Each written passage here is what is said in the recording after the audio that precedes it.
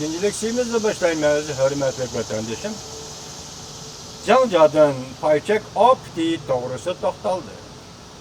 2 yıl içinde Cungo iqtisadi umumyüzlük gumran boludu mavzuluk makale 7. ayının 16. günü Büyük İra torbitede ilan kılındı. Haber mundaq başlandı. Cungo'da payçak bazarı mazgap ahırı yemirildi. 6. ayının ahırı 7. ayının başlarında baha düşküteş ot spıt senki yakınlaştı. Misli görülmegen payçak opti yüz bölüp bütün dünya gol kıldı.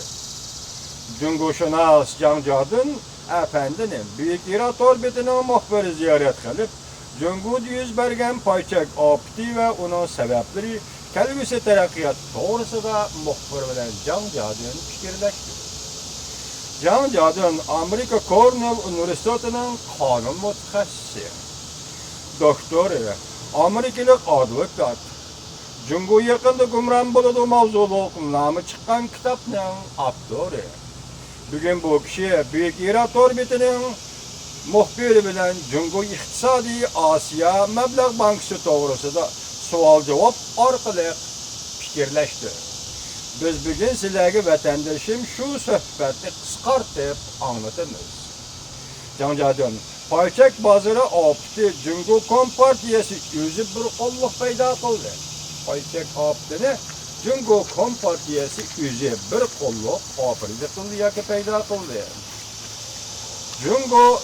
Cungo'da dairler ve dairler başqurishidagi matbuotlar bundan sal burun hedef targ'ib qilib payçak setivilishni davron qilib chakning bahası bir mezgil o'rlab ketdi.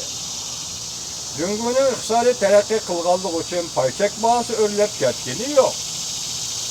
Yoki shirkatlarning foyda tafovati o'rlab shu shirkatlarning payçak bahası o'rlab ketganimi yo'q.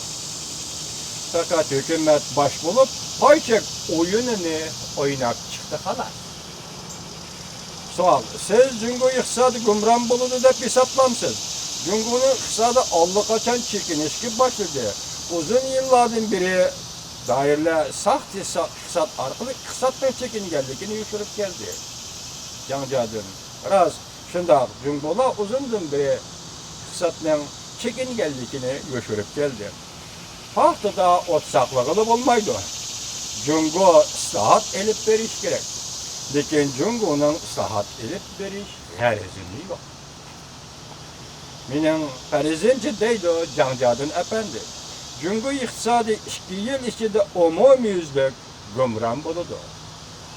Cungo Kompartiyasi gumron bo'lishning vaqt alomatlarini uzartishi mumkin. Cungo Kompartiyasi Cungo'da iqtisodi gumron bo'lishning vaqt alomatlarini uzartishi mumkin. Lekin gumron bo'lish vaziyatining yetib kelishini hargiz to'sqalanmaydi.